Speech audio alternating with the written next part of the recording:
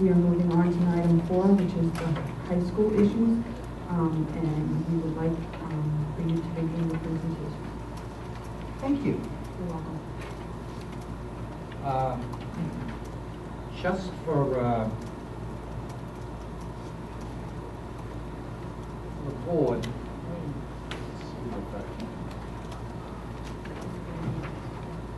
yeah, but I don't think I'll need it for long. I just need One of the things that I wanted to do was to get a grasp of the many contingencies that we may be facing as we're planning for high school, and I wanted to do some sort of a graphic organizer. So over the weekend, on one of those days that it rained, here's what I came up with. And I'm not sure if I stand up, you can still hear me. Can we ask the board to slide back? Hard to see. Board, would you slide back? No, Thank you. actually, when I looked at this, I said, well, if our claim for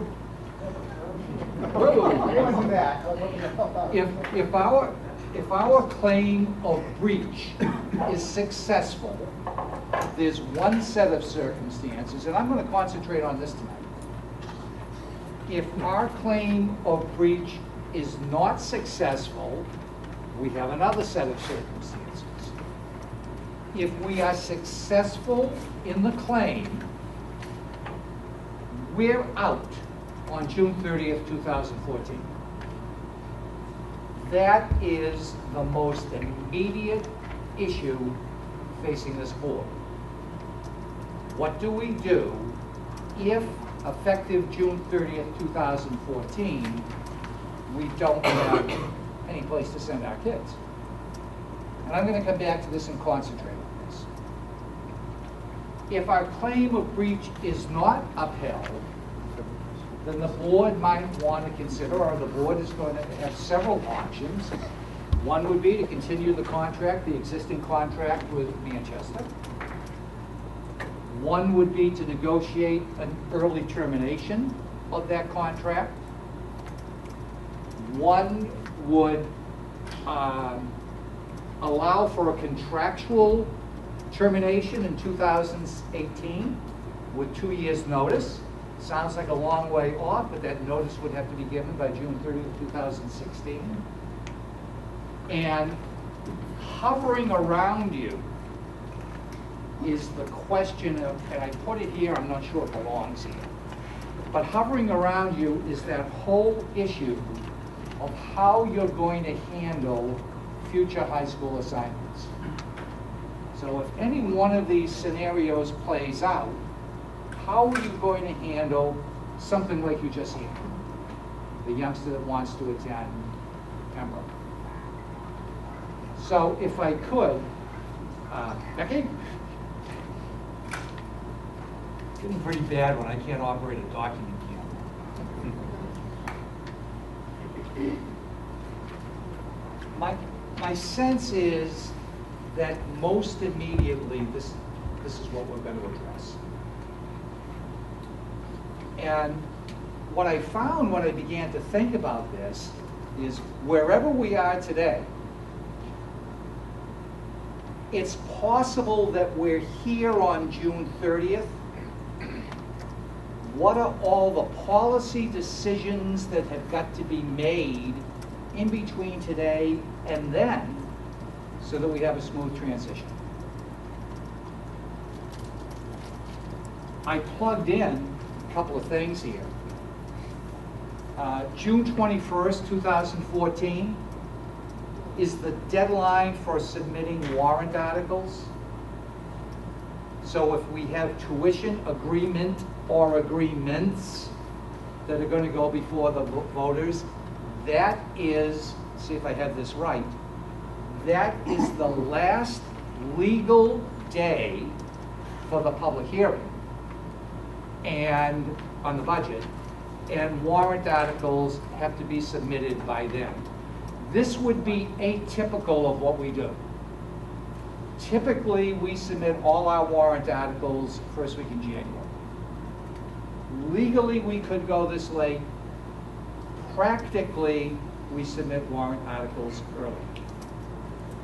So regardless of where we go, any tuition agreement with any other community or set of communities would have to be committed to a warrant article by the 21st of June.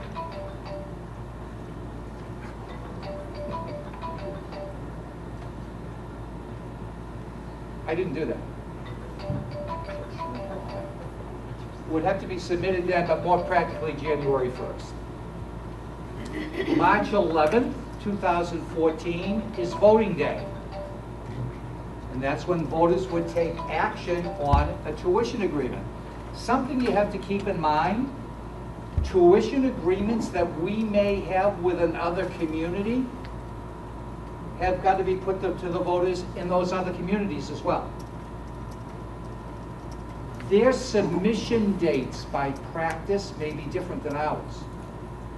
Certainly they'd be no later than June 21st because that's the statutory deadline. But they could be earlier than that. And you need to keep that in mind.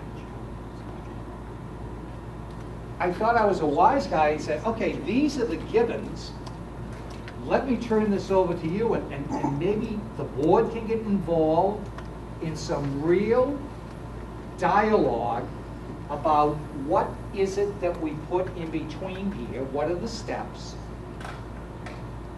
At some point in time, as a board, you're going to have to determine whether you are going to pursue a single district concept or a multi-district concept. My suggestion to you is if we were planning to use a contractual withdrawal from Manchester, June 30th, 2016, with 2 years' notice of the actual withdrawal would be June 30th, 2018, we would have 2 years' time to fully research each one of these and to come up with a comprehensive plan for each one of these. They would be very complex plans. I don't think that it's humanly possible to develop a comprehensive plan for each one of these alternatives and meet this deadline. And I have another deadline that came to me over the weekend in a nightmare. So one of the things I'm going to suggest to the board is that you engage in some dialogue about how you're going to make this decision. How are you going to make that decision? There's a couple of other dates that I have to put in here. I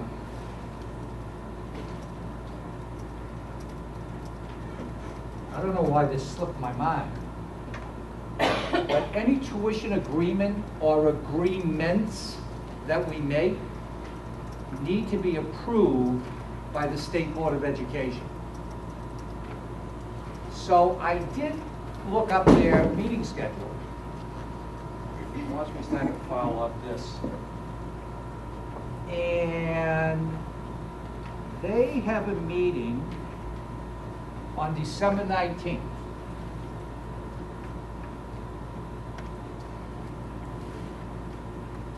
The tuition agreement needs to be submitted to the commissioner for her approval about a month before that.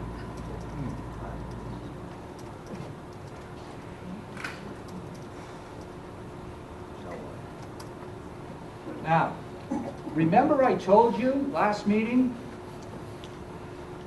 I've done this before, I can do it again. Something I forgot to tell you, the first time I did it and submitted the tuition agreement to the commissioner, she did not approve it. She wanted some changes made in it. And I think that we have to anticipate that the Department of Education and the commissioner, their approval of a tuition agreement is not a pro forma approval. They actually read these agreements, comment on the agreements, and ask questions about the agreements. So to be really, really safe, we would want to get our tuition agreement or agreements to the state board for their November 21st meeting, just in case there are any issues with it, which means we'd want to get the tuition agreements to the commissioner by mid-October. So the challenge that's facing the board in terms of the policy decisions you're going to make in between June 18th, 2013, I think we have to have tuition agreements, regardless of where you go, signed, sealed, delivered, and at 101 Pleasant Street, Concord, by October 15th. A mitigating circumstance here is anybody that we start talking to about a tuition agreement that could conceivably start in September of 2014. They'd have to make certain that they had the staffing to accommodate those additional students, which means they would have to start having some conversation in their school district or school districts when the budget preparations began. Our budget preparation begins in what month? September. September. So I could add here, September, budget preparation, for us as well. For us as well. It makes a difference whether we send our youngsters to this school district, that school district, or a combination of school districts, because their tuitions are different. And starting in September, we would have to start building a budget that took that into consideration. We'd have to start building a budget that took into consideration the transportation of our freshman class. We'd have to build a budget that took into consideration all those issues surrounded with a major change. Doesn't mean we'd have to come to a decision in September. But all this stuff that I'm talking about is a process and not an event, as trite as that may sound. It means there's a lot of dialogue that goes into this, and questions that go into this, and a number of policy decisions. So what I'm suggesting to the board is this one. Becky, I did it. This one is interesting. But we have plenty of time to deal with these contingencies. This one is scary. And we don't have a lot of time to deal with contingencies. So I'm going to suggest that your superintendent sit down and shut up. And that the board, I know on the agenda there are some probing questions. Those don't have to be the only questions. But I'm going to suggest to you, and I'm not making any kind of facial expression one way or the other, but this or this have got to be a decision. You may make a different decision regarding this or this today than you would if you have 2.5 years, 3 years to plan for it. You understand what I'm saying? There's a difference between if that breach is declared, all of a sudden we have an issue, versus if it's not declared, if we lose, and we don't like losing, but if we lose, then we get back to that second sheet and say, which one of these avenues or combination of avenues do you follow? And then you have the luxury of time. I also want to remind you, this is not a one-way street. We're talking about actually negotiating with somebody else or somebody's else. And that's terribly time-consuming. And negotiations is negotiations. We're going to want to see one thing in a contract. They're going to want to see something else. I wasn't here when the Manchester contract was negotiated, but my understanding is that was a very, very lengthy and contentious process. We need to sort of shorten that to get there. Phil? So Phil, I guess to level set everybody that's, I guess, in the audience, and I know other folks have heard this at other meetings, but obviously you just negotiated a contract for Auburn with another school, similar circumstances, but a contract. How long did that contract take you to negotiate, just to level set everything? So that's 2 years in normal time frame. We're looking at 3 months, just so everybody knows. So obviously things are going to be condensed.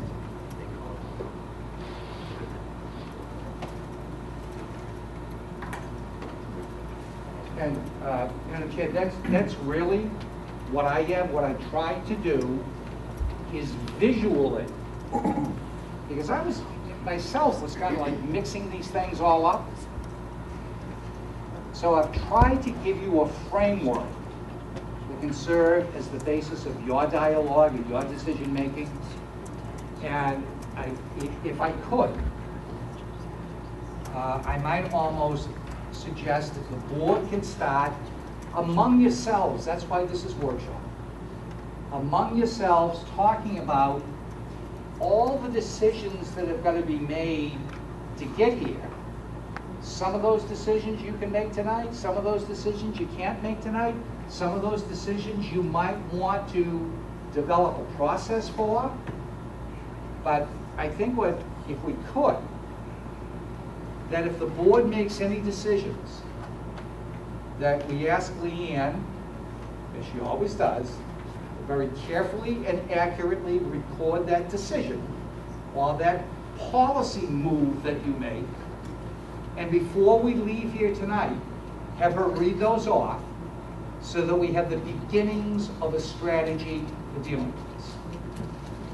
That's it.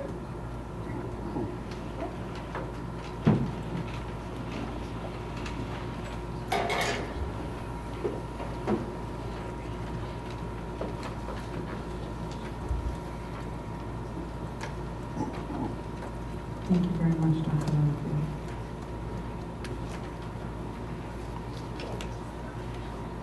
How would all of you like to go about talking about this? Yes, Mr. Plum. Madam Chair, the first question I think we should get out of the way, and I think Dr. Littlefield can answer. If by circumstance we do not have a contract because we say we form the warrant, there's the possibility that voters vote no. What would be the circumstances that we would find ourselves in September of 2014 if for whatever reason we failed to bring a contract? I'm not sure. The truthful answer to that is I don't know. I think we would then go to the State Department of Education and say, tell us what we do. I think the question is, supposing we're out, supposing we prevail, the contract ends June 30th, 2014, and for some reason, our tuition agreement doesn't pass with our voters, or maybe fails with the receiving school districts, I think we would go back to the Department of Education. And I would only be speculating how they may intervene. I can think of a couple of ways they can intervene. It would be speculation. Well, I thought we had maybe not here, but I thought there was a discussion of another district that found themselves without a contract, and then parents could just declare what public school they were going to, and the school was on the hook to pay that tuition.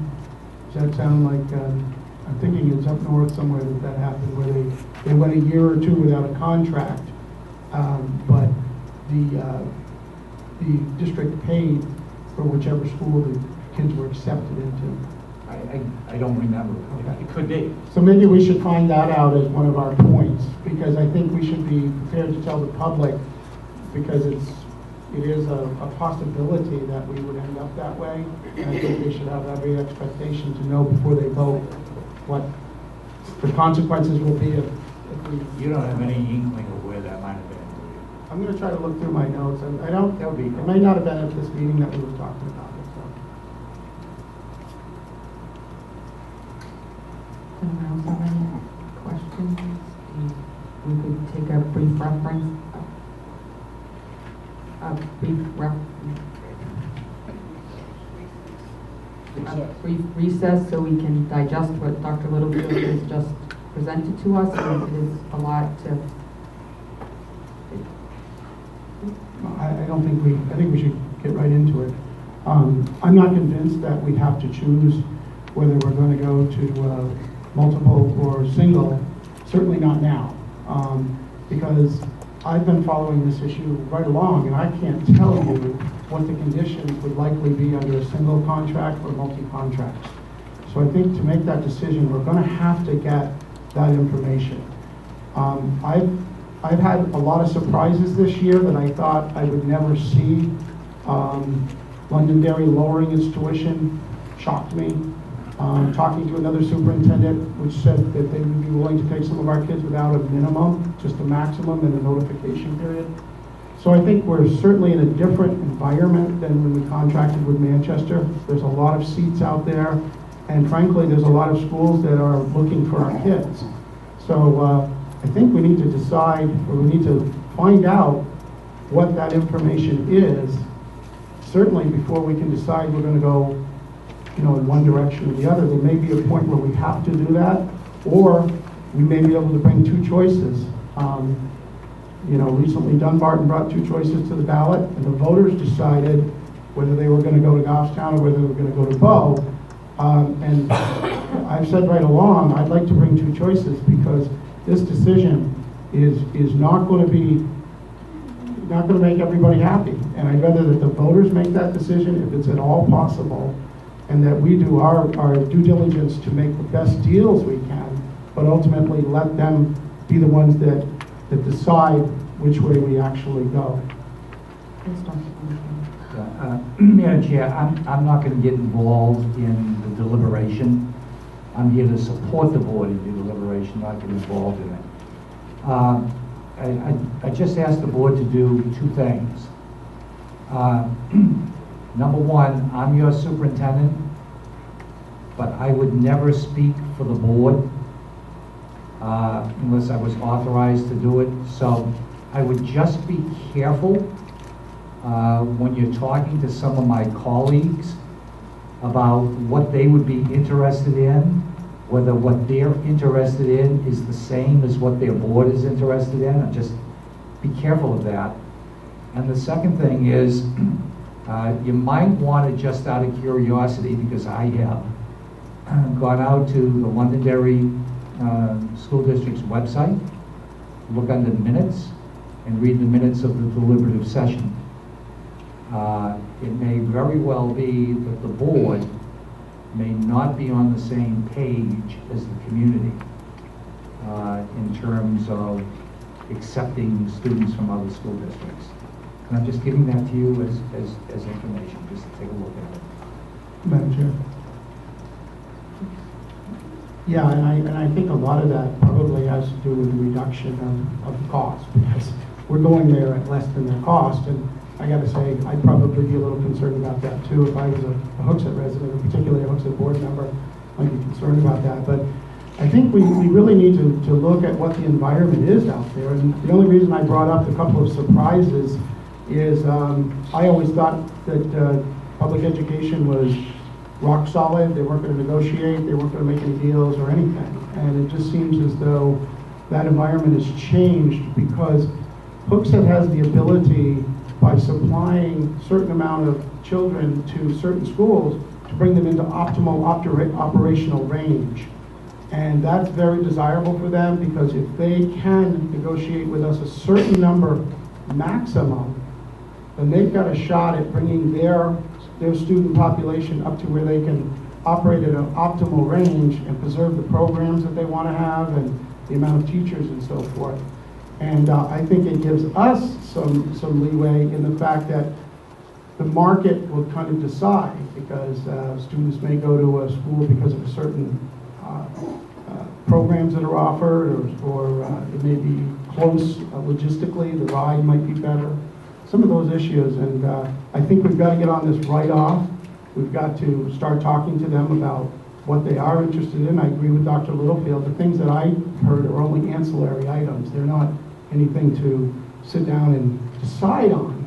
But the only reason I brought them up is because they frankly surprised me that it was offered, instead of, in a sense that they were kind of looking. And I think that we deserve it for the public, that we go out and look and see what it is that's available to us. Michelle? I just feel that, under the circumstances, if we were going to give our, to opt out in the 2016, we would have a lot of time to really consider and look in depth into the multi-district. I just think, looking at this, it's basically July now. If we're looking at our budget time starting in September, this is a really small window.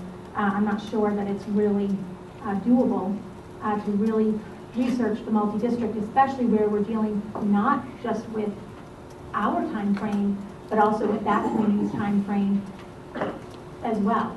And concentrating more on a single district streamlines it, simply because this is more of a condensed thing that we're facing.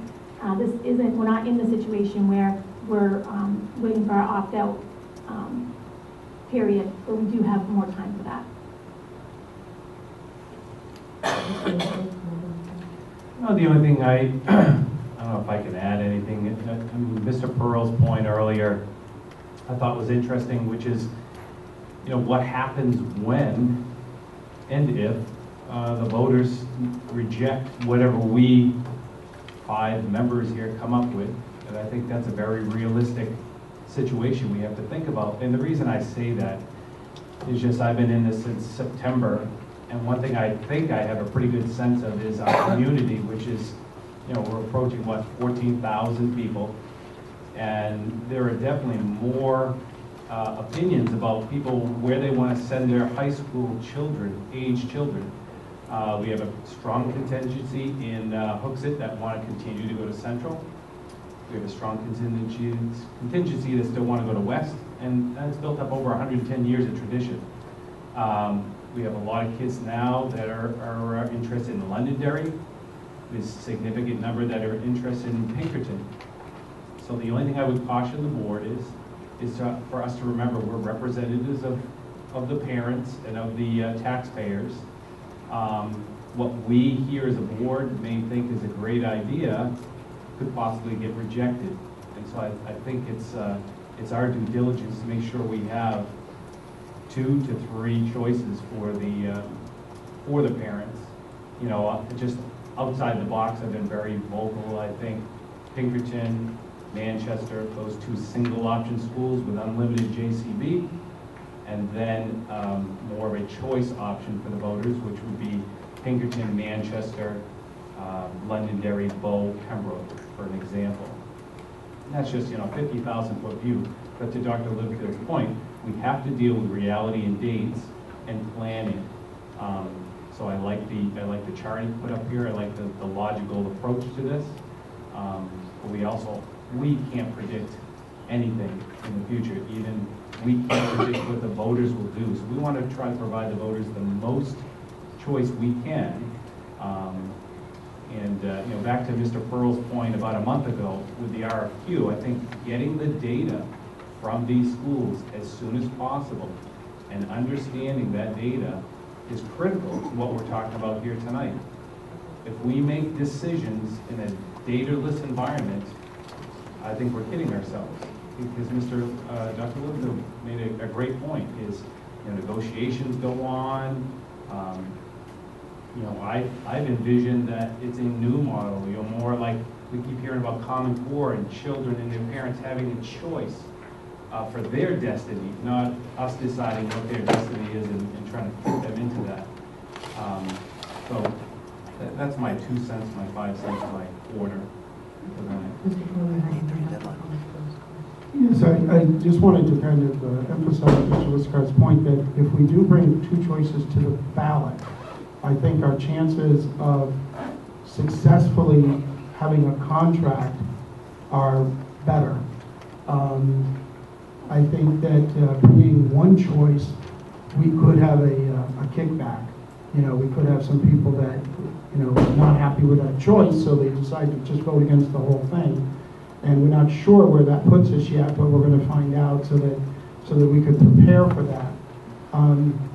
And I don't think in this environment either that it's necessary for us to look at a long-term contract, particularly with a single school. We're right now 10 years into a contract that we're in litigation about. We can't see the future for how a school is going to be years from now.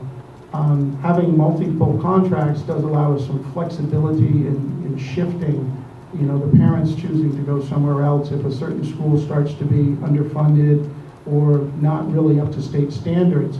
It's not a litigation at that point. It's more of a migration.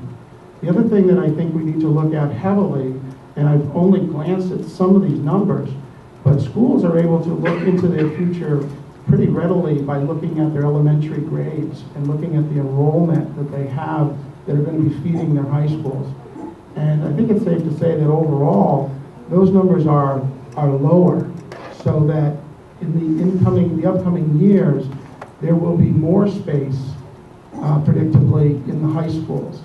So I think we need to look at that data, and I'm sure the schools that we would talk to would look at that data to try to see how much more capacity they may have as we are phasing out, because we're certainly not anticipating that if we enter into a contract, all of our kids from Manchester don't want to probably transfer over to another high school. It's likely and traditional that they're going to grandfather out. During that time, those classes that are coming up through, I think the data will show, are smaller and provide more room for us. So this is the kind of data that I would like to get. I'd like to get it right off so that we can get going, and maybe we can eliminate a possibility, and maybe we can introduce yet another possibility. But until we see the data, I think we're just talking theoretical. Dr. Littlefield, I have a question, and I was an observer through the Hudson Banner. When the Auburn School Board made the decision that they were going to opt out of their contract with Manchester at their opt-out date, which is not what we're talking about right now, but they set in place a plan to communicate with the community. I've heard, you know, there were copies at people's houses. Like, how did they communicate to the community from the start? And I understand we have a small window in this scenario, but if we were looking at a single and a multi, and we were like, we need to have a decision in the very, very near future, which way we're going, what avenues did they use to communicate and get the feeling from the community? Because though we love attendance here, this is under 50 people in a town of around 10,000. Quite honestly, the circumstances were significantly different. But maybe there are things from their model that we could mirror this summer. The community was generally supportive and happy with Memorial High School. Although there was a groundswell, the change in Auburn really came from the parent public. And from what I understand, there had been a historical relationship with Benjamin. That seed that was planted by a group of parents grew. Those parents approached the board. Those parents did have the neighborhood coffees. the board had a series of community meetings where people of all walks of life came in with all kinds of opinions about what the future, and remember, they were only dealing with one thing. Should we stay with Memorial, or should we be looking at a relationship with Pinkerton? They then had Pinkerton come in and do a community presentation. And ultimately, the board made the decision that it would put that warrant article on. So it was a little bit, I mean, while this is happening, we did have some community-based teams that we worked with. It was like a finance group, a curriculum group, and this was all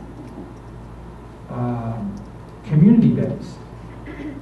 And I know I worked with the finance group, and we did a 4-year projection of what the transition was going to cost. It was very expensive. It did cost them a lot of money, but the community was willing to spend it. And we were able to accurately put before the community what this change was going to be. So it was a process that had a lot of community involvement, parent involvement, but much greater and broader than parent involvement. Mr. Dumbo, you had your hand up before. Yep, thank you, Tricia. Couple things. So obviously, I think one of the things I get out of what Dr. Littlefield is saying is, I believe, is the less action we take, the more we're pushing ourselves into a corner. We're already getting to the point where we're obviously limiting our availability of choices. So I'm thinking we need to act sooner than later. Again, in a perfect world, we can grab data from all kinds of places. I believe we already have some data in hand that folks have looked at on this board before, that I think was public knowledge, et cetera, about numbers for schools and stuff like that. And I believe there are scenarios that we're talking about here that are not viable. So I'm all for as many choices as we can get, but based on the circumstances we have, the numbers we already have in hand, again, we're talking about 3 months from now. I'm thinking, and we're at the point where if we don't take any action and do something, we're almost being negligent here. We really need to jump on this. I know David was talking about different scenarios, and also Dr. Littlefield. Again, I think Londonderry is a great school. Pinkerton, all the schools are talking about it, great schools. But that superintendent, if you read those minutes, got taken out to the woodshed for doing what he did, which obviously a lot of our kids benefit, which is great for us. But in the long term, I don't know how that's going to work out. Based on the numbers I've seen prior to this, none of these scenarios we talk about work from a multi-standpoint without Manchester involved. How much is Manchester going to want to give us big hugs after we talk about filing a breach? I equate this to at work or whatever, or a divorce, let's say, where people jump ugly. Obviously, Mayor Gatsis isn't thrilled with us right now. You have to have people that want to work with you. So I don't know out of all the districts we're talking about who actually would want to work with us and wants our kids. I understand the financial aspect of it, but I also understand the press that's been out there, all the things that have been going on.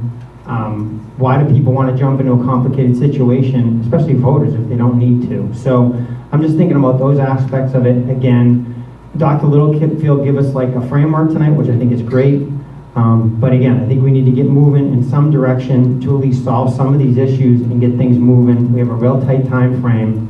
And again, the less action we take and the more wheel spinning we do, the worse situation we're in. I absolutely agree. I think we have a good framework. We need to narrow it down. I think what Dr. Littlefield described with Auburn would be the ultimate situation for our kids, and would look forward to doing that if it became necessary for us to do that for the 2016 deadline. But I do think 3 months is not that much time, and I think we could be better spent on how and what we want to communicate to the public and where we need left to hear back from them within the guideline that we set sooner than later. To narrow this framework down. I think we would be better served doing that. So I want to agree with both Mr. Dembo and Dr. Littlefield on a couple of different points. I agree with Mr. Dembo that we can't be wheel spinning. I think I disagree with him, however, about making decisions without real concrete data. We've done some informal stuff. We as lay people have gone out and gathered some information that you could basically gather from any of the superintendents with the right to know requests and so forth. But I think what Mr. Pearl is getting to with his RFQ is the concept of doing a multi-contract with different schools a reality, or is it a pipe dream? And the only way to know that is to get the folks that, the legal people that would be writing up this contract or fulfilling the negotiations for us, and finding out the answers to that. The sooner we get those answers, the sooner we can either include or exclude some of these options. To Dr. Littlefield's point, talking about the community involvement, I wholeheartedly agree, and I think this board would be doing a disservice to agree or to ignore the community. And a solid piece of data that we gathered back at the election time. I have it here with me tonight. It's a straw poll. We did it at the elections, and we gathered 751 signatures. And what was on there was a question of 5% voted for Manchester only, which is stay what we're doing right now, no matter what.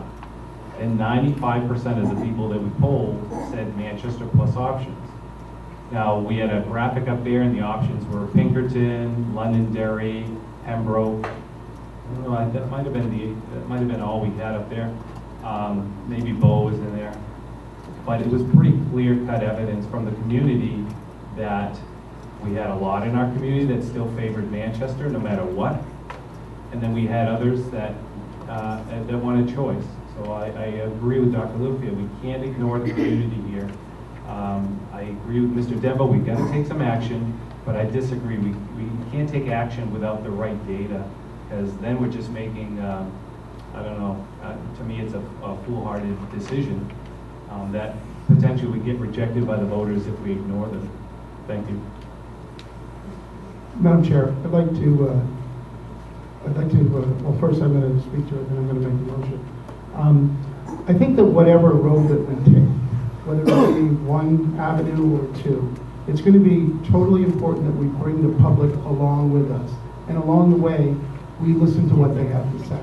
Because we may be 10 steps into this and somebody brings up something that we haven't considered. And I think that we're going to need to set up some informational meetings. We do have one on the 27th, but what I am proposing, and I'd like to make a motion, that we form a high school informational committee made up of a school board member and community members. If I get a second, I'll speak to that. I'll second for discussion. I'd like to create such a committee with a charge to give the information as it is being created here at this board to the public, and have an avenue for them to get any feedback and report back to us. This would not be a committee of giving opinions about which approach they support or anything like that. It would be more explaining what is going on here and answering questions based on the decisions and the policy changes, like Dr. Littlefield said, that we're making along the way. I think that when we looked at building this school, we created a space needs committee, and they gave a lot of data out, which created a lot of support when it came time for the ballot, because people understood what it was that they were voting on. And I think we're going to need to address this so that when we come to the ballot, we are successful. Otherwise, we could get some kickback vote and people voting for things that they don't really understand, but maybe they've heard that it's not a good idea. So I would like to, I'd like to see if we could set up such a committee. I can't support this. I just don't think we have that kind of time right now. It's just that we did create a committee for the high school study committee, and they did a lot of work, and they gave us a lot of data. And I just feel like I'm hearing that we're discrediting all their work that they did. We don't have enough data, we don't have enough data. I don't want to see us now make another committee, and then we're just going to discredit the work that they've done. We have a very short time frame here. I don't think we have, for this particular avenue that we're talking about specifically, I just don't think we have the time for that committee to commence. We're talking about, from what I can tell, 3 months to start these wheels turning. Well, that is not really my intent, that we would wait at all for this committee. My thought was that committee would, first of all, take some of the burden off the school board of providing all that information, and that's what happened with the College Space Needs Committee. Second of all, even after the 3 months, although we have that deadline, there's still going to be a huge amount of time, and that's when the voters are really going to start paying attention, all the way into the March vote. So that committee would have an opportunity, once we have formed the warrants, to have some presentations about those warrants, possibly bring in a presentation from whichever school or schools, like Dr. Littlefield said when Pinkerton came in. There would be time for that to happen. We wouldn't have to wait for that. But I just think we need to remember that they're going to make the ultimate decision, and I want them to be as informed as possible. And I think that's our responsibility. Some will go out on their own and really dig in, but I think we need to provide those forums so that people can understand why we've done what we've done and what it is we're doing.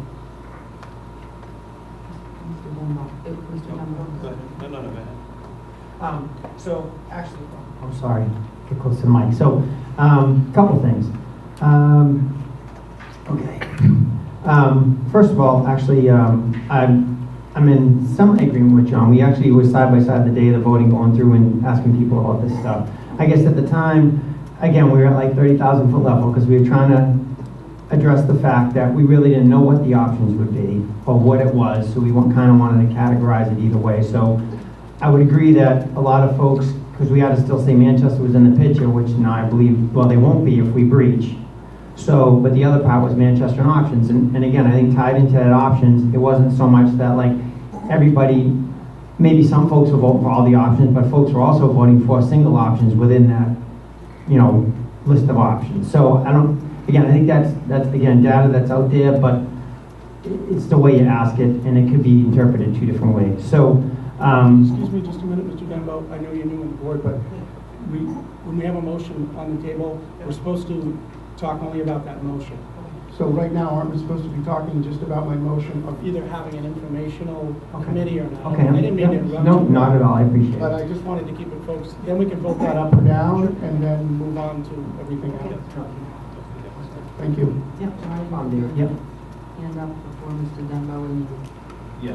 Yeah, the only point I want to make is something member Axton said. I want to make sure it's very clear. I thought when I was talking about the data, differentiating between the data we've already collected in our committees as lay people versus the data that a legal team that would actually be able to dig in with the state and with the schools as far as availability by contract, what would be legal. And that's when we get down into what would Hooksett be offering to pay per student. Those kind of details. So I just want to make sure that we carry away from here no insults to anybody that's collected data. That's definitely not the intention. We appreciate all that data, and it's been great data. It's helped us get to where we are now. But I think now we're into that next phase. I have the same objection. You have to keep it to the motion, the discussion of the motion. We were discussing the motion of creating an informational committee to share information with the public. Didn't you bring that up during your? I made a motion. No, she made it before. Is there any more discussion on this motion? I'm going to call the motion to a vote. All those in favor signify by saying aye. Aye. All those opposed? Opposed? Opposed. No. I have a question for Dr. Littlefield. Dr. once we pick one or the other, if we get to that for this evening, what would be the next step? What would that look like, once we've narrowed this down? At that point, are you going to, should we start approaching these schools, or where do you think we're gonna be going after that? I think it would certainly be highly dependent on what the board did. And you have a number of options in front of you. One is to determine the process by which you would make a decision, and another is actually making a decision. So if you actually made a decision, and it was a single district decision, I would try and determine very quickly which district or districts would be capable of taking all our kids. And when I say I, it's like we. And then start negotiating the contract. If it were multiple districts, I think the process is exactly the same. As a matter of fact, Mr. Dubus and the chair were part of a subcommittee formed by the board last fall to contact a series of schools and ask them these questions. Like, how many kids did you take? What's the length of contract you'd be interested in? I don't have that with me.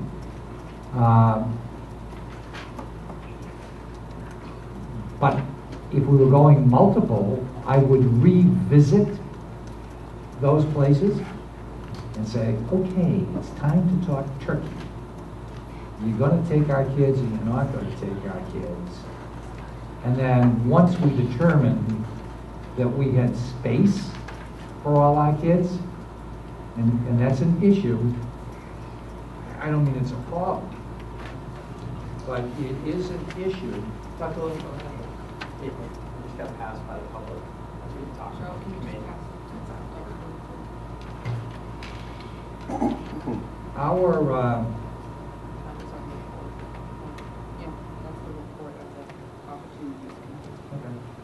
and I'd like to copy it at some point. I know I've got it, but, where did it go? It's yours. Oh. I'm sorry, my mic was off. A member of the public gave a copy of the Options and Opportunities Committee report from January 22nd, and they just provided a copy to Dr. Littlefield. We sat on this committee, and he just didn't have his copy, and a member of the community provided it.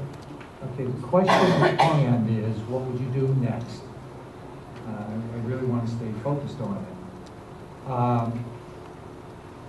If in fact we were investigating multis, I'd get back to this group that were identified last fall, and again say, we're serious now, we're not just fishing, we're serious. What type of interest do you have? How many of our youngsters can you take?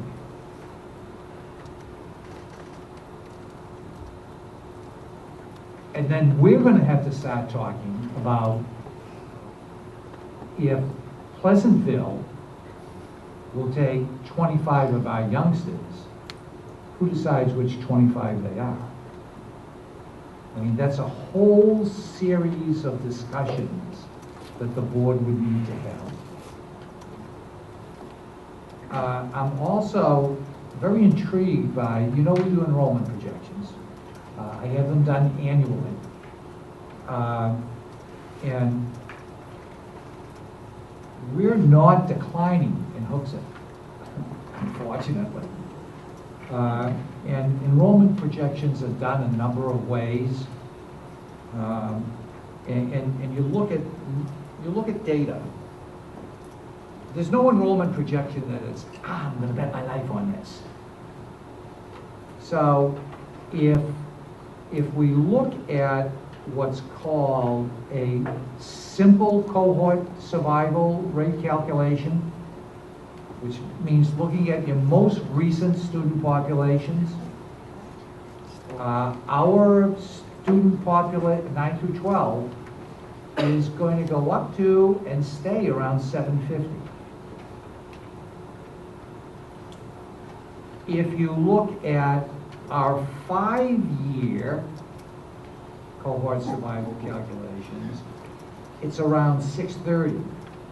And then what they call the 3-year weighted puts us in around 650. So you'd probably say that that 750, based upon the simple calculation, is probably not accurate, and the other two methodologies are pretty close. So we're going to have around 650 kids to place. So I would then be looking at those multiple districts and say, do we have room, or do they have room, for 650 of our youngsters? But I think the first telephone call I would make, and so I'd get to Tom Brennan before June 30th, is, Tom, if we are successful in declaring a breach against you, are you willing to enter into a contract with us to take some of our kids? I don't know what the reaction to that would be. And I don't want to dismiss it, but, so that's where I would start after that. So it would be, Cheryl, it would be a very busy summer, but I'd want us to start dissecting. Now, we talked about having a number of meetings. Like if tonight you made that decision that, okay, we're going to really look at multiple district, then I would say, let's meet next week and start writing down all these questions that we'd want answered about multiple districts. And then start making appointments with people, like myself and maybe a board member would be the ombudsman from the board, and we'd start the roadshow. We'd start traveling to these districts. And I want to do that whether it's multiple district or single.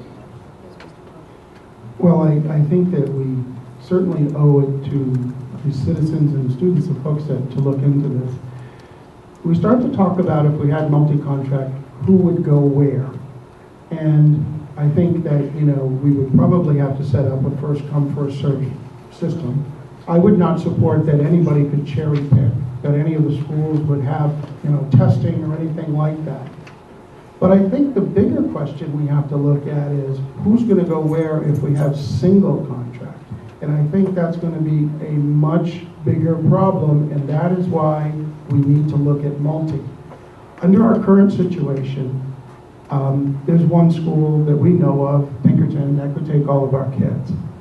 Their contract with Auburn allows them 5% out. If we enter into a contract with Auburn only allowing 5% of our kids to go to other schools, I think we are going to have an uproar in this community. We have a lot of loyal Manchester residents or Manchester students that would want to continue, that have siblings in traditional Manchester. We've just assigned 50 kids to Londonderry, which there's probably a big number of siblings there that will want to continue and go where those siblings went.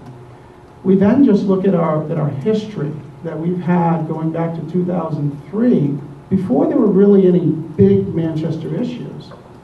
And we always had about 20, 25 kids, for whatever reason, that wanted to opt out. Perhaps their parents worked at a school, or it was just more convenient, or they liked the school. So, to me, if we're going to say single contract, probably one of the biggest issues is, what is that number? Currently with our Manchester contract, it's up to this board, as we did tonight, to approve. And it's been our position, and it's in litigation now, whether there's any limit to that. If we enter into a contract that we all sign that has a limit, there will be no disputing it, because we will have signed that contract. 5% would put us at about 8 kids. So I think we really need to think about what that percentage is for the history of this community. Well, I'm thinking of a class. You know what I'm saying? Because But a percentage isn't by class, it's by, my understanding is the overall number.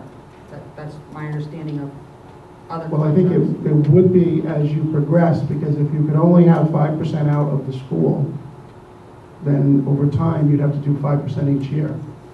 in the beginning, you'd have money more if you were looking at the grandfathering, and you didn't count all of that.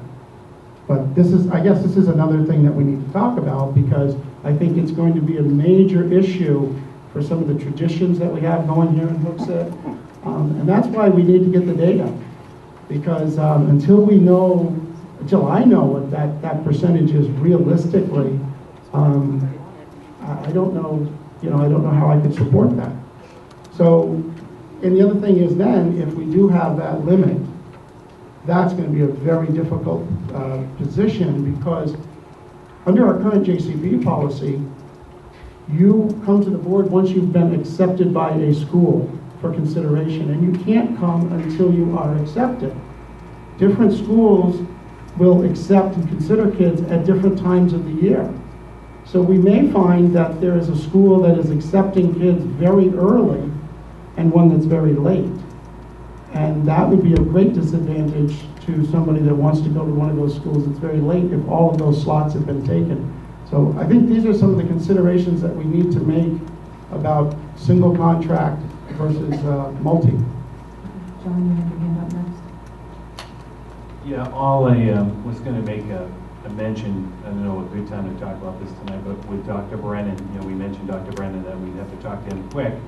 And there is a new superintendent, of course, as everybody knows. That's Deborah Livingston, and she's coming down from the Fall Mountain School District. And so just wanted to publicly submit this tonight. I know everybody got an electronic copy, but this is just a congratulations letter to Dr. Livingston on her new position, and that this board was basically supportive of her. And so I'll cycle this around tonight. But just when you mentioned Dr. Brennan's name, you've got to also realize there is a new superintendent coming into Manchester. It's a good time to talk about the thank you letter. Mr. Bill, you have your hand up next. Yeah, okay, so, actually, so I think, I get David's point is very valid. I guess I'd like to actually back it up a little bit and talk about the fact that before we're talking about specific schools, I think it would make sense to, and I think folks do this all the time, is we take multi-school, single school, and talk about the positives and negatives of each. Before we get into the specific schools, I'm just talking about the positive aspects of both and the negative aspects of both. And I think that would really lay it out graphically, whatever. We made a column, one each for each, and talked about the positive side and the negative side. On the back side of that, I do understand that we were just talking about the Pinkerton agreement, where it's 5% of kids. I think, and John had mentioned about the JCB, where maybe that number is negotiable. Maybe we can name a specific number of kids at whatever school we end up at, whether it be Pinkerton or wherever, or whether we can say maybe we get 10%. So up until we had the problems with Manchester, and basically, last year they, I'm trying to say it nice, they served us up a crab sandwich with mustard on it and wanted us to eat it. Folks made other decisions, right, where to send their kids. So up to that point, like David was saying, the number was smaller. Sorry about the crab sandwich. So, but the number was more manageable, I guess I want to say, prior to the fact that Manchester took money out of the school. So I think if we go to a school that's got a lot of stuff to offer, where people won't be opting out, and also the fact that we could bump the number where we could send to other schools, I think that idea would be more doable, I guess I want to say, to everybody all the way around. I think Mr. Dembo, he makes a good point here. Talking about that number could be flexible. The 5% could be flexible. And, there could be people in the crowd that would say, yeah, if we can get that number up to 50%, I'm in, right? That's the key, though. You got to get that real data. That's the kind of data I'm talking about. Going out to the people that are going to sign the contract, make the deal, and these are the questions the board would ask. What is your percentage? Is it 5%? And that same question could be asked to every school we talk to. So we just come up with a list of questions. Those same questions get asked to each school. So we don't cherry pick our questions or anything else based upon the school we're talking to. We all decide what do we want to know from all of these high schools that we're going to talk about, and then we go out and we get the answers from those schools. that's the data we're talking about. To Phil's point, it's an excellent point, because if the 5% isn't a hard number, and they say, you know what, we realize the position you guys are in, we're gonna really bump that way up. We also have to remember, though, they have other sending districts. Will those sending districts be as receptive to that? We're already, as Dr. Littlefield pointed out, in Londonderry, some people aren't happy that we're paying $7,500 per student. So these are the type of raw data questions I'm talking about. We come up with a list. The list is what we ask each school, and we get those concrete answers back. That's the data we have. So then, to Phil's point, we don't have to guess. We don't have to say, well, it could be higher, it could be lower. We have the number now. It's sitting in front of us. That's the data. We can now make our decision. Is it single? Is it multi? If it is single, which one is it? If it is multi, which ones are they? And it makes our job, our lives much easier. And then that same data we can bring back to the citizens if they complain about the options that they have to vote on. We got, well, this is how we came to our decision. Thank you. Madam Chair? Yeah, I'd like to make 2 points. One is, if we go back to the JCB debate that we had here, Mrs. Corcus, one of your major points, which really concerned me, and I think it is important, was even under JCB, there's a disparity of parents that have to pay to go to another school. And we had a lengthy debate about this, of whether that's fair. Because if somebody wanted to opt out of whatever school we pick and go to a different school that costs more, are they at a disadvantage because they might not have the money available? And I think that's one of the imperfections that we have right now in JCB still. The other point I'd like to make is, when we first started having this discussion about going to another school back in the fall, it really seemed as though the community was saying Pinkerton. And that's all that I really heard. What's really surprised me is, as we do these approvals, we now have 50 Londonderry students, and we also have some Pinkerton students. But I was surprised by that, because after what I'd heard early in the fall, I thought we would have a list, of 50 Pinkerton students, particularly in anticipation that that may be the way we go, and that's what the public was talking about. So that brings me back to the question now, that I think that the citizens really need to decide, because my prediction was way off in what actually happened with where the parents decided to send their kids this year. And is that because there is no tuition differential? Well, if it is, that comes back to my first point, that tuition differential, as Mrs. Corcus said, is a real issue for JCB.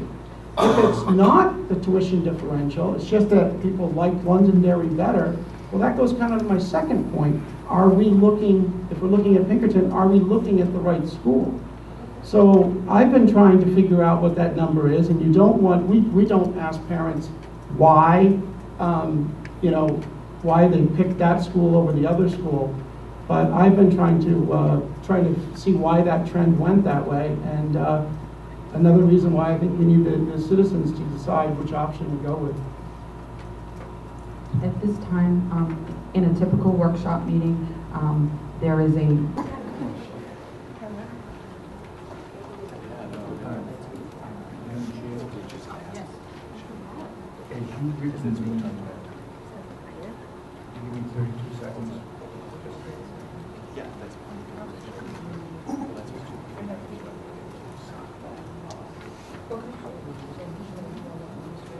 Yeah, just take one, everybody signs it.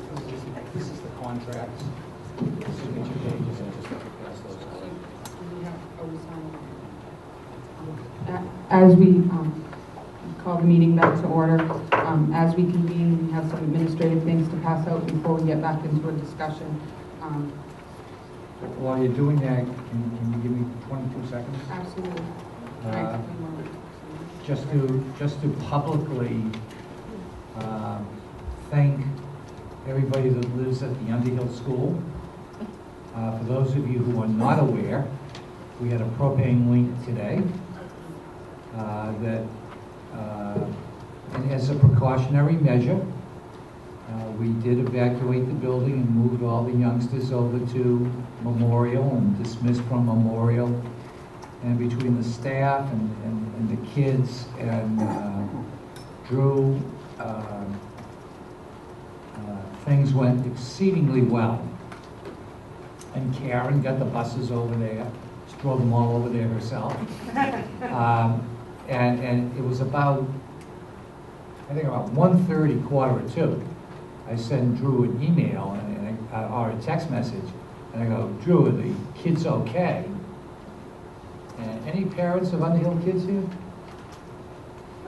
I want you to, oh, I turned my phone on. The principal got back to me and said, the kids said this is the best day they've ever had in school. So things worked out very well. Everybody was safe, and I guess they had a good time. And really a credit to the staff and the administration. I've just passed out 2 letters to the board that were asking for the legal opinion of our attorney. We will, I'm just passing them out. I just received them this afternoon from our attorney, and I passed them to the board.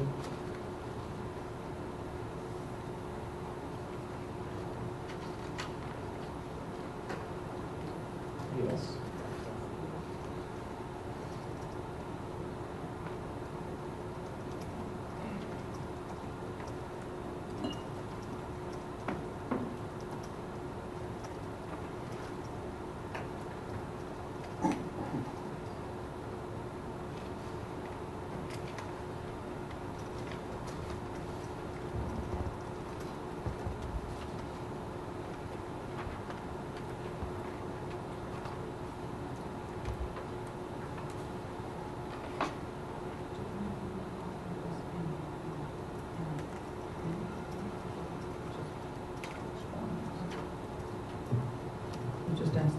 We received some letters from our attorney, and I was just asking, does that go in public record or not? I've never gotten letters at a board meeting.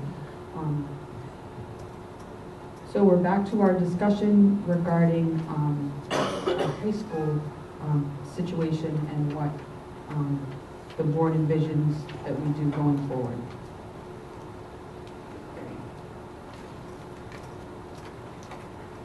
Cheryl?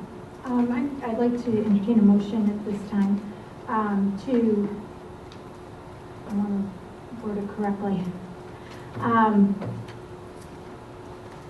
to move forward with the single district framework at this time to pardon me, Leanne, I'm sort of going off the top of my head.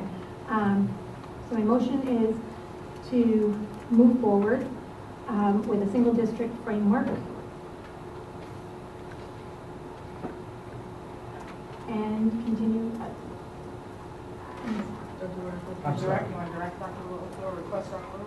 Yeah, and request that Dr. Littlefield continue on to the next step and to report back to us. Do I have a second? Second. Is there discussion on this motion? Just after reflection of all the discussions that we've already had tonight, I just do feel that because of this, our particular time frame with this issue, that the single district avenue is what is better served for us at this time. Let's flip a coin because I don't know whose hand was up. You can let Dave first. go. Okay, David. Feeling generous. Well, Thank you. I think this motion is premature. We have not looked at multi-contract, and what I'm hearing in this motion is that we don't have time. And I will take blame for that, and I hope the rest of the members, other than our 2 new members, will take that blame also. Because we have said on this board, and this is the first serious discussion we're having, and it's July. And we've failed. We failed to get this done in a timely manner. To me, that means we need to double down. We need to work twice as hard to get that information, because I don't want to be part of, we didn't look at this because we failed to take action. We failed to find out the data. We failed to discuss it thoroughly before we dismissed it. And I think that's what this motion would do. I'm willing to double my efforts. I'm willing to meet every week if that's what we need to do.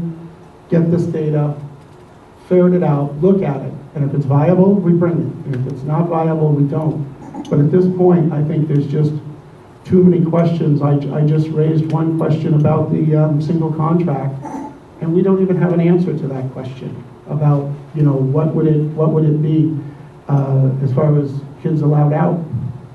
And we didn't really thoroughly even discuss the impact of that. So I think there's a lot of things we can do right now. We can task our staff to go out and get specific data. Like John said, we can make a list of questions. I'm willing to do that work. I just hope we don't make this mistake. Mr. Liscars. I'd have to agree with what Mr. Pearl just said. You know, we owe it to the citizens of Hooksett to make really concrete, logical decisions based on real facts, not just our opinions of what we feel. I mean, I've been very public since probably September saying I support multi-contract. But right now the rubber hits the road. If the data isn't there to support it, then I won't support it. It's that simple. But if we don't even do due diligence for the citizens of Hooksett and gather that data, we're doing a disservice to all the people in Hooksett. I've said it tonight. I know there are people that want to continue to go to Manchester Central, Manchester West. There are people that want to go to Pinkerton. There are people that want to go to Londonderry. It is our job as a board at setting policy, getting this information ready for a contract for the citizens to vote, to do our due diligence. And I'm with Mr. Pearl over here. I'm willing to kick it into high gear this summer. I'll meet every week if we have to do it, except for my vacation week, I like 1 week off. But I'm willing to do what we got to do. We do have. I think we all have to agree. We got to play catch up here. And Mr. Dembo and I are fairly new to the board, but I'm not speaking for him. But I'm ready to dig in. This is a very important issue to the Hooksett community. It's too important of an issue to make to not ensure that every voice out there is heard. And if we do our due diligence now, do our homework now, we won't have any reason to have any regrets later on when it comes to the ballot. Thank you. I guess for me again, and I know we all actually spoke quite a bit on this evening anyway. For me, it comes down to the fact again, and I appreciate the fact that David had said that obviously we should have been moving on this a little bit sooner than we are now. But again, I think we're all trying to figure it out as we go as well, right? We're in uncharted territory here. You know, with the file on the breach, went back and forth on it, totally understand. Again, at the end of the day, this isn't something that's been done frequently. So everybody's trying their best to do the right thing. So in that vein, I had talked a little while ago about the fact that before I start thinking about multiple schools and et cetera, if we're going on the base that the breach is going to be successful, which is coming up here soon, I take it back. I want to say one level up to the whole before you even get into schools, the positives and the negatives. So in my head, I mean, and actually the last couple weeks I thought of this concept and I started writing stuff down. So at the end of the day, there are some positives to the multi-school concept, but there are many negatives in my mind. So at the end of the day, that's the way I think about it. Again, just before we even get to that point where we're talking about the schools that we're going to go to, the positives and negatives of both aspects of both avenues. And at this point, I can think of a lot more negatives than I can positives. So that's where I'm at. Mr. Pearl? Well, I agree with what Mr. Denbo is saying, that we should look at the positives and the negatives. And when you're in a short time frame, you want to do the things that you could act on now. I've been asking for more data, but that data won't show up this instant. But right now, we can start talking about positives and negatives. And I think it's a discussion that we should have in public, and we should have it in front of everyone. And, you know, that is going to bring some clarity to it. I would like to continue from that point and get some data so that we could confirm what our positives and negatives are, because some of that may be done on assumption, but I think it's well worth the time. It's only 8:30, so I say we get right into Mr. Denbo's idea tonight and start talking about the positives and negatives. I can't believe that Mr. Denbo or Mr. Liscars didn't realize this, but earlier you said to both of them that you need to be talking about the motion that's on the floor, and we have a motion that's on the floor by Mrs. Axton. I will apologize retroactively for going off the motion. For not realizing it, I just, Well- we gotta, I would frame that by saying that I don't think that we should go down the road. I said it was premature to do this because we haven't done these other things. So I think it is connected. The other thing I would just like to say, Madam Chair, is we are talking not here. sure you're speaking to the motion, because according to Robert's rules, you speak twice Yes. to a motion, you've spoken 3 times. Well, we've never enforced that rule. Are you enforcing it? No, I'm just pointing it Well, out. I think with the gravity of the situation, we all need to speak as much as we possibly can. We're talking about a multiple year situation here. We haven't even discussed what a term of this contract would be, but conceivably, I would think at least 5 years. So to make a decision now, to commit ourselves to potentially one avenue, because we all know, or I think it's a consensus here, that there's basically one school that could provide a single contract. So if we take this vote now, we are committing ourselves to that path for multiple years on admittedly very little data. Is there any more discussion? There being, yes, Mr. Wilson? Just a small point to something Mr. Pearl said, and perhaps Dr. Littlefield could clarify this. I seem to remember last year researching this a little with the state, that a minimum term for a contract in the state of New Hampshire is 10 years. Is that correct? Correct. Yeah, so David, we couldn't go as short as 5 years, even if we wanted to. The state determines that. So to your point, it is a lengthy decision that we're making. It is a 10-year minimum decision, and I think it really requires us to put some more thought into it. Yes, Mr. Thanks, Tricia. So, Phil, I just want to ask you, so we had talked a little bit earlier about, David had mentioned about JCB and the fact that, like, obviously this year we have a lot more kids going out of district than we did prior. In your experience in these type of contracts, what are the absolutes and the non-absolutes? You know what I mean? So the things that a district has to have from us, and the items that we can negotiate, as far as like the high bullet point type items, I guess I want to say. I think it's a blank slate. I think that either side, I think the important thing to remember is negotiations is we want A and they want B. And you've been discussing a number of issues. I'd rather not negotiate in public though. Like, if you do go in a certain direction, I would rather not that they read in the Union Leader that that's what we're willing to accept. It's just not good business. But some of the issues that you've been talking about would be issues that when we sat down to negotiate with one or several school districts, we put on the table. And I think length of contract would be one thing.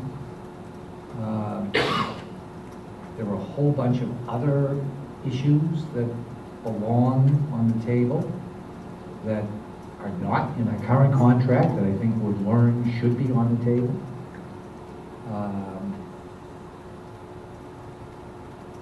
The issue of how many youngsters, or what percentage, or what finite number of youngsters might want to go somewhere else. I mean, that's all stuff that you put on the table. Period. Yep. Sorry, I didn't mean to request you to tip your hand. That's fine. Thank you very much. Well, again, these are all good reasons that I think that we need to really look into this.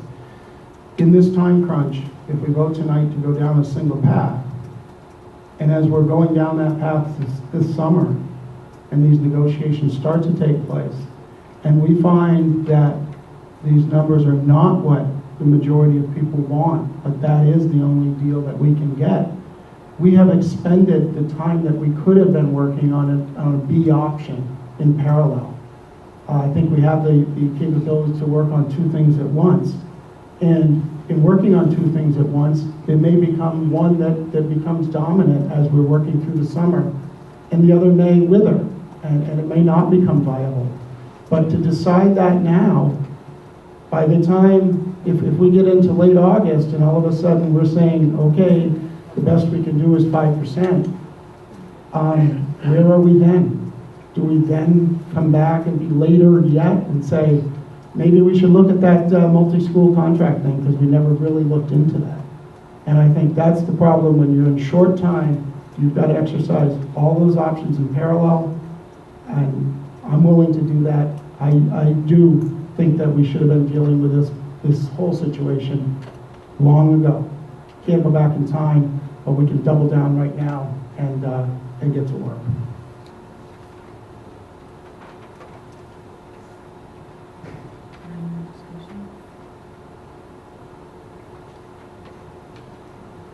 If there being no more discussion, I will call this motion to a vote.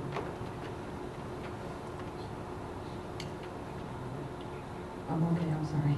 He's telling me I have to get louder, I'm sorry. Would there being no further discussion, I'd like to call this to a vote. All those in favor signify by saying aye. Aye. Aye. All Aye. those opposed? No. No. Motion carries 3-2. Madam Chair, Yes, Mr. Pearl. I'd like to make a motion that we pursue a multiple contract tuition agreement and gather information for that. I'll second that. May I speak to the motion? Absolutely.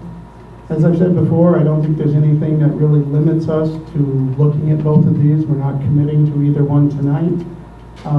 We have put in a request to hire additional legal help to lessen the burden on the SAU. We have preliminary numbers. We have, somewhat of a relationship with these schools already. I don't see any reason that we can't pursue this contract, these multiple contracts, and at least discuss it in future meetings. Just a point of order for the board, we did not motion to hire or pay for any additional attorney services. We had a motion to request quotes from attorneys. There was no vote to hire or employ the services of an attorney. I just wanted to state that for the record. I stand corrected, Madam Chair.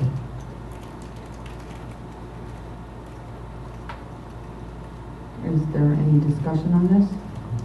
I'd just like to say, again, I would be, and again, I'm brand new, I can't say I'd be behind this if it was 6 months ago or something, but I think if we had a less tighter time frame, I would be more enamored with looking at the different options.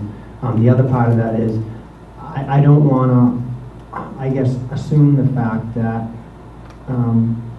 being a fact that it took Dr. Littlefield a couple of years to put the last contract together, and we have 3 months. I just don't think he can get down the road of doing two things at once. And not that he's not a multitasker, but again, I think that's trying to shove, 10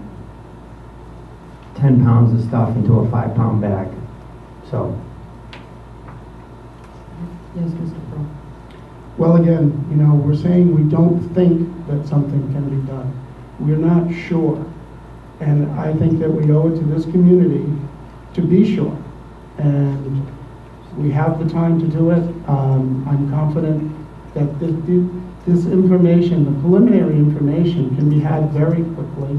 We can go through what Mr. Denbo described of having a pros and cons. Because now it's 8:45. What have we really done here about, going through the pros and cons and looking at all these options? Nothing. So I just hope that whichever way we end up, that we can tell the citizens that elected us that we gave everything that we had and brought them the choice. And if we go down this road right now, we're limiting that choice to the ballot to yes or no. And that's because there will be no practical time frame to reconsider this, as the time will be shorter a week from now than it is right now. For me, I just kind of had a clarifying moment. And if we all remember, I know Mr. Denbo wasn't on the board yet, but we had a night here where sixth graders came in and they presented to this board an excellent presentation on their outdoor classroom idea. And the beauty of that presentation is they went down multiple avenues and they laid out the pros and the cons of each of their ideas. And in the end, they led us to the path of where their final decision was. So I kind of look at us like the Hooksett community is looking to us right now to make sure that we go through a process as a board to come to the final conclusion, which will be the ballot for the voters to vote on. I feel if right now we use the excuse that we're running out of time, we don't have enough time, and so we're going to ignore some of what the Hooksett residents have already told us they want us to investigate, it's going to be an embarrassing day for this board, because we're going to look back and say the sixth graders did a better job at their research than this Hooksett School Board did for the Hooksett residents. Thank you.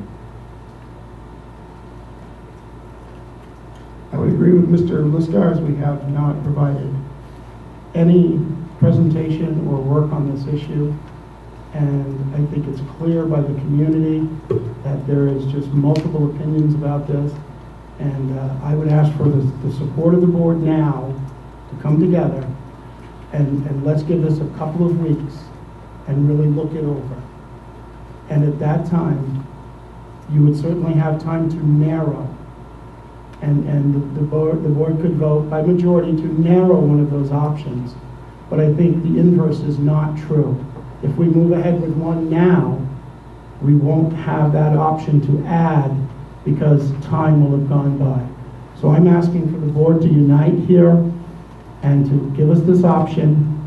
Let's get out there, get the data, come back, and if it is that time that we make a decision, well, so be it. But we'll be making a more well-informed decision, all of us.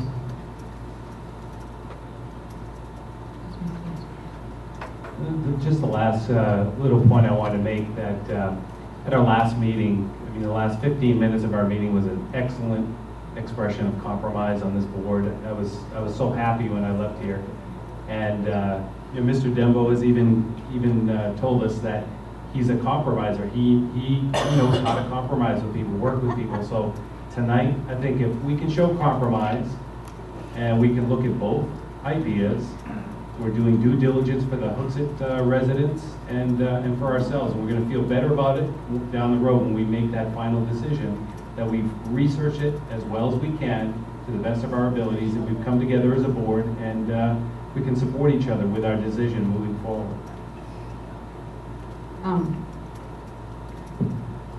Having been someone who sat on the high school options and opportunities committee, met 4 times through the course of the fall, asked 6 school districts that we asked, and one that came forward to us because it had been seen in the newspaper, the option of looking at a multi-school contract is not viable. There are not enough spots for the number of students that we have. I understand people don't believe that, but we met 4 times, we asked, the second time we asked again, and there are not enough slots because we have declared breach on Manchester. They have taken us to court. I mean, they're taking us to court. Once you're getting a divorce, you're getting a divorce. You don't get to go back and say, you know, I might not like to renegotiate that. Once the word is there, it's there. Very few people go back from that. It just is not, like, will kids still go to Manchester? Yes, they will. They could go there under JCB, but Manchester believes they have a contract with us that says they get them all. They're not going to have us come back and say, oh, that worked out in our favor, but now we'd like to give you 200 kids, because frankly, if they don't have Hooksett, they're closing a high school, whether the acting principal of West High School believes that or not in an auditorium or not. We've thrown the gauntlet. We don't get to go back now and say, oh, by the way, could we renegotiate with you? They don't want to talk to us. They want it all. I'm sorry if I'm lecturing, but I didn't waste my time on that committee exploring it to come back to this board and you say, oh, well, we think we should hire a lawyer and go check out some more. Well, that committee did nothing then. Yes, Mrs. I'd like to call a vote. Okay. Leanne, for clarification, because I've done this wrong many times in the past, when we call the question, is it an all in favor or is it a roll vote to call the question? What? Okay. All those in favor of calling the question signify by saying aye. Aye. You didn't have a second, and I'll second that. I would just like to go on the record and say I would like to continue this discussion. I don't see the urgency here. We're at 10 of 9. We're having a constructive discussion here, and I think we should continue.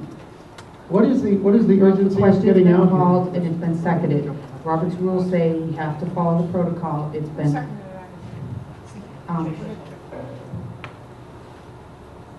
So all those in favor of calling the question signify by saying aye. Aye. Aye. Aye. All those opposed? No. No. Motion carries. We're calling the question. All those in favor signify by saying aye. Could you restate the motion, please? David Pearl, motion that we pursue a multi-contract option and request superintendent to look into that. Thank you. All, Are we doing a roll call vote? if someone asks for a roll call vote, yes, Could we have a roll call vote, please? absolutely. Is it?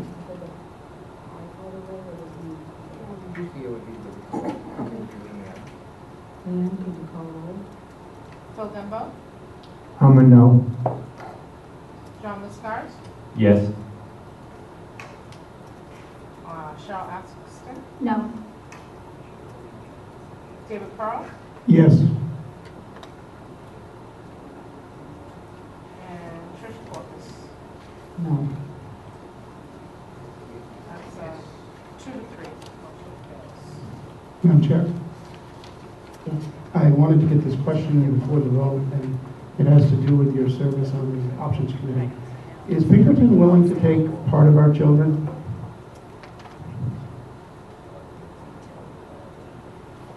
I'm just looking at what questions that they asked them.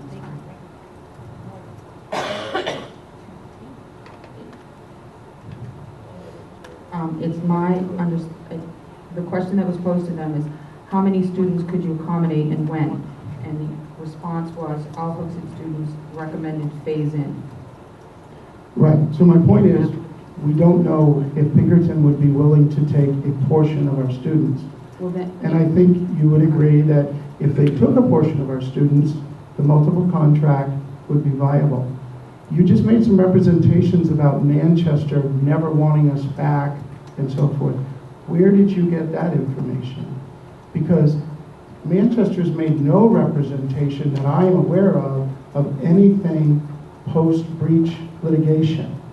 So to stand here and say that we can never send kids back to Manchester, I don't think that that is based in any kind of fact.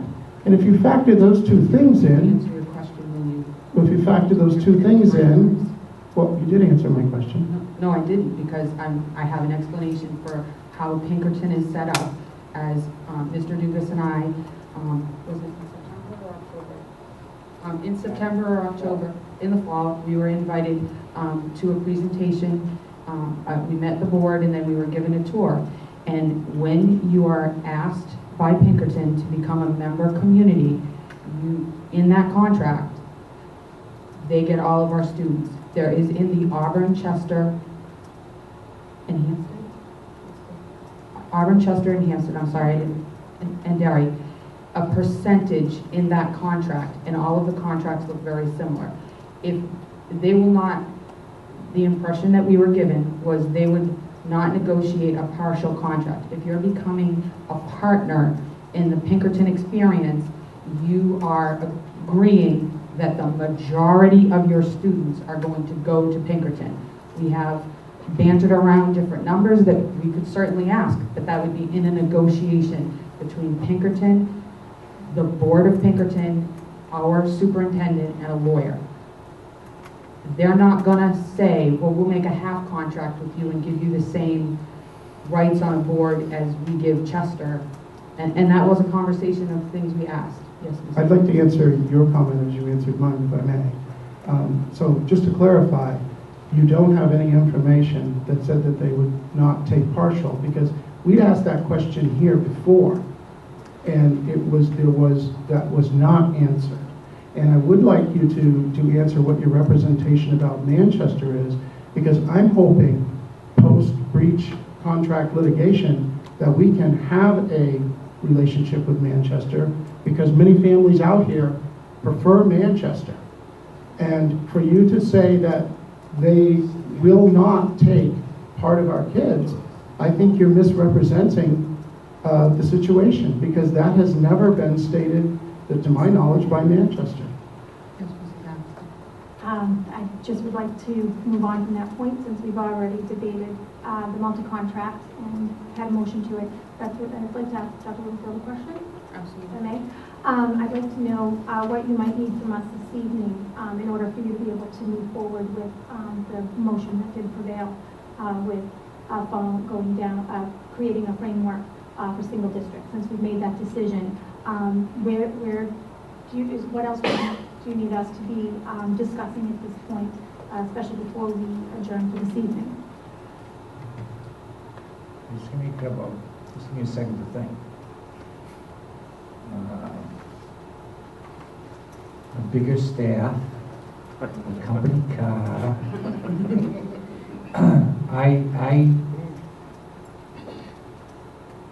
I think a subsequent meeting. Give me 2 weeks. And let me contact a couple of districts and talk to them. I don't know. The last time we had a conversation was November or October with these places. Things change. And so I'm not sure that there is still an interest. But let me do some calling. Then if we can get back in a couple of weeks,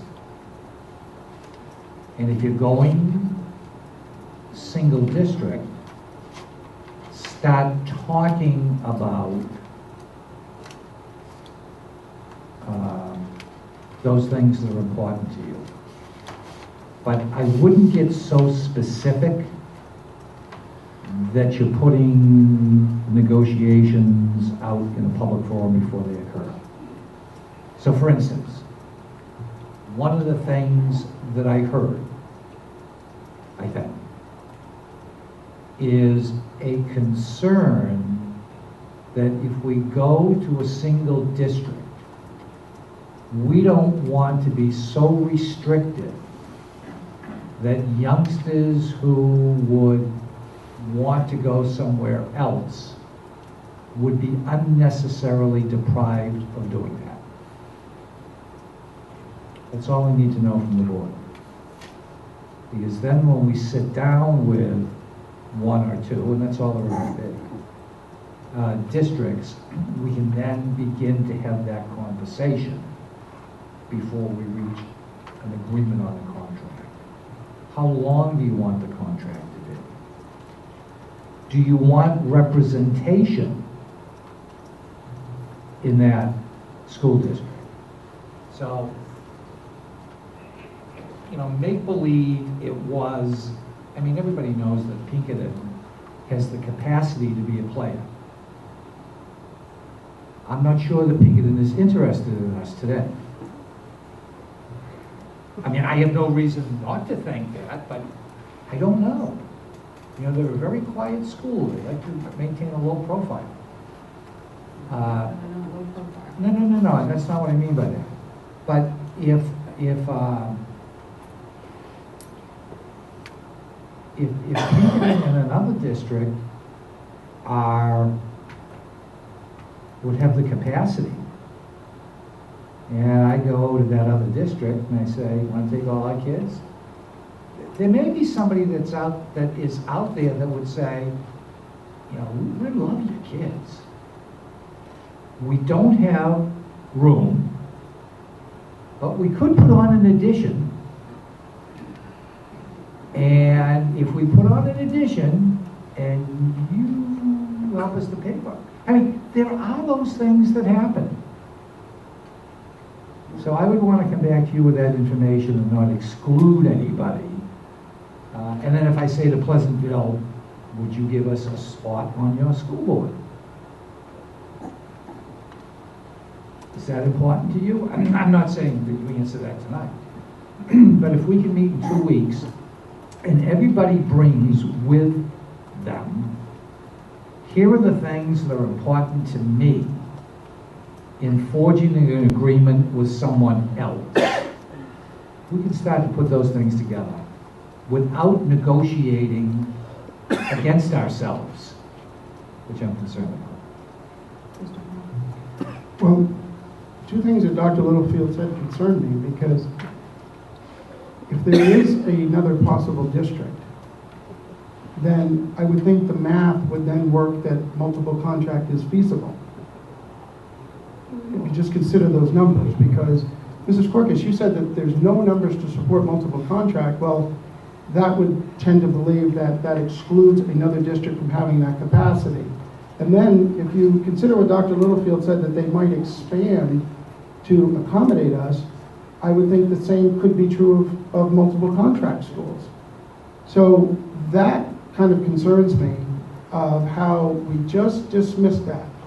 The other thing is, I think without saying it, we all know what the big concern is with going to a multi-contract. Again, if we get down that road and that's an intractable thing, we are left with no options. So what the board has done tonight is limited itself, and to Dr. Littlefield's point, we shouldn't be negotiating here in public. But look at what we just did. We just narrowed that competition to probably 1 or maybe 2 schools. Had we kept multi-contract on the table, there would have been more in play. We would have had much better negotiating position. And now we may be left to negotiate with 1 school, which is likely not to be much of a negotiation. I would like Dr. Littlefield to, in 2 weeks, come back with the $64,000 question that we've been talking about, which is opting out. How many? And I think that should be the first question that we ask, because it's certainly the concern, I think, of citizens and at least a couple members of this board. So why don't we get that question answered right off the bat? Mr. Disclosure, you had your hand up. Yeah, I mean, it was just a point Dr. Littlefield, said, come back in 2 weeks. And he said, bring back those things that are important to you. Just remind the board that we're just representation of the people. It's not us, it's the representatives of the people of Hooksett. And tonight I did my best to bring here to the board what is out there in our community. And that was ignored. And we're now down a narrow path. And to Mr. Pearl's point, it's an excellent point. We've just limited our negotiations by doing such. So, thank you. So, Dr. Littlefield, you have stated 2 weeks, that you feel you need 2 weeks. So that would be, would we want to look at getting together on July 2nd? Is that a time when you're not on vacation? Let's see, July 2nd, you say? Busy that night. My intent, and I always get antsy after the board takes a vote when I start hearing my name. Well, we don't need to make you nervous. No. I get nervous because I always try and fulfill the will of the board. So the board has made a decision as a board. So I will deliver to you the best single district contract that can be delivered. That's my job. If you had voted for a multi-district contract, I would have delivered the best multi-district contract. The 2-week period, Madam Chair, I could actually meet with you tomorrow night. The 2-week period is to give you an opportunity to get in touch with your constituents. your friends, your neighbors. I'm hoping, and I know I'm stepping out of line, and I've sat here for 3 hours and it was good. I'm hoping that one of the board members will make a motion to amend the agenda to allow for public participation. Not because I know anybody wants to speak, but I know that, and I'll take the blame for it, when we were doing the agenda, I didn't even think of it when I was thinking of the workshop. So the purpose of the 2 weeks I'm suggesting is for you individually to do your due diligence with your constituency. It doesn't have to be fancy, it's pressing the flesh. It happens at Market Basket, it happens at the Stop and Shop, it happens at Hannaford's, happens at Tractor Wholesale or Warehouse. You know, and then bring back and let's engage in a discussion that supports the action that this board is taking. That's why we do 2 weeks. Otherwise, we do it next week. Mr. Liscarge, you had your hand up first. Yes, just 2 points. One, about public input. I had a lot of citizens who were very concerned about the agenda tonight. There was no public input. And as you have said now in many meetings, Chair Corcus, you don't like surprises. And many residents said to me, I wanted to speak at public input, and I said, I looked at the agenda, there is no public input. They said, then I'm not coming, you know, I got a lot going on.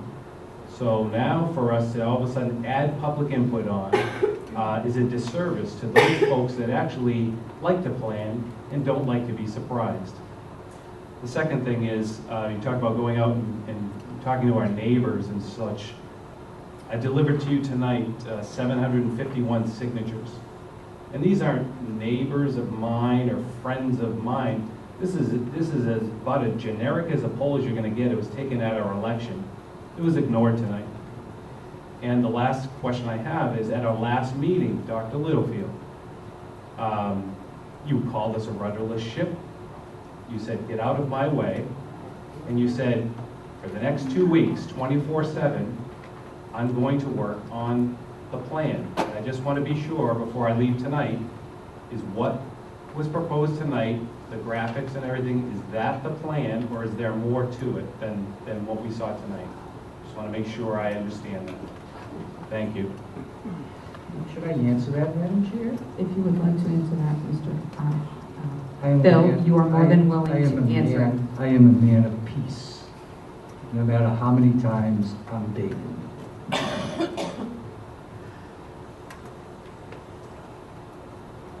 If this board had a well-planned and articulated frame of plan of action, and my statement was incorrect,